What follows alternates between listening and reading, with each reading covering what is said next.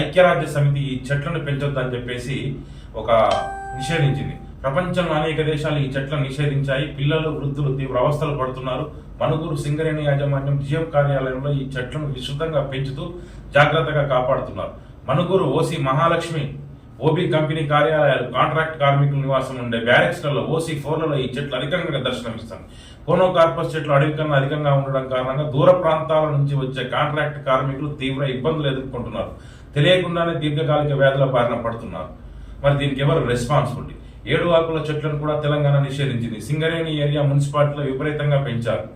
ప్రాణాంతకమైన చెట్లను తొలగించాలని ప్రభుత్వ అధికారులు కానీ ప్రజా ప్రతినిధులు కానీ నోరు మెదపలేదు. ఇవే కాక 7 ఆకుల చెట్లు, 5 ఆకుల చెట్లు, కోనోకార్పస్ చెట్లు ఇప్పుడు ప్రజల ప్రాణాలు తీస్తున్నాయి. ఈ కాంట్రాక్టర్ల స్వలాభం కోసం ఈ చెట్లను పెంచారు. స్థానిక ప్రజలకు సహజంగా అందుబాటులో ఉండే పండ్లనిచ్చే, పర్యావరణాన్ని కాపాడే చెట్లను పెంచాలని ప్రజలు, ప్రజా సంఘాలు కోరుకుంటున్నాయి.